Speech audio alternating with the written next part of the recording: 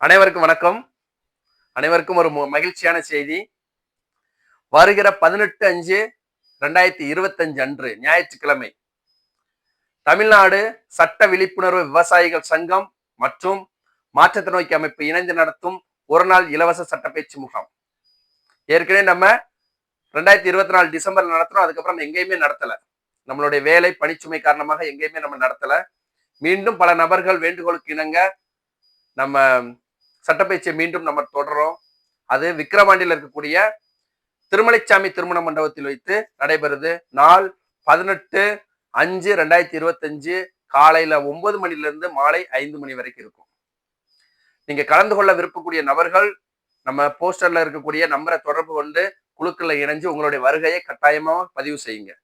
எதுக்காக நிறைய நபர்கள் நம்ம தொடர்பு கொண்டு கேட்கிறாங்க அப்படின்னா, மற்ற சட்டப்பயிற்சிகள் அதை விட நம்ம ஒரு வித்தியாசமா தான் நடத்துவோம். என்ன காரணம்னா, தகவல் அறியும் உரிமை சட்டத்தை தாண்டி இந்திய அரசியலமைப்பு சாசனத்தை நம்ம சொல்லி தருவோம். அதுக்கப்புறம் பாத்தீங்கன்னா புதிய குற்றவியல் சட்டங்களை சொல்லுவோம். பிஎன்எஸ்எஸ் சொல்லுவோம், பிஎன்எஸ் சொல்லுவோம்.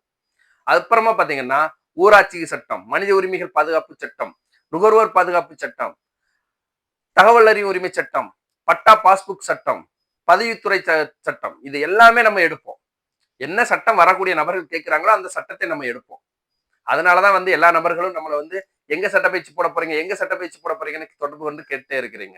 அதற்கு இணங்க 18/5/2025 அன்று விக்கிரவாண்டியில் இருக்கக்கூடிய திருமலைச்சாமி திருமண மண்டபத்துல நடத்துறோம். இதை ஒருங்கிணைக்கக்கூடியது யாருன்னு பாத்தீங்கன்னா, விவசாயிகள் சங்கத்துடைய ஒரு மிகப்பெரிய ஒரு தூண் என்று சொல்லக்கூடிய ஐயனார் அவர்கள், திரு ஐயனார் அவர்கள், ரிஷ்வான் அண்ணா, முத்துச்செல்வன் தம்பி, இவங்க எல்லாம் சேர்ந்து, இன்னும் பல நபர்கள் இருக்காங்க. பல நபர்களுடைய பேர் எனக்கு தெரியல.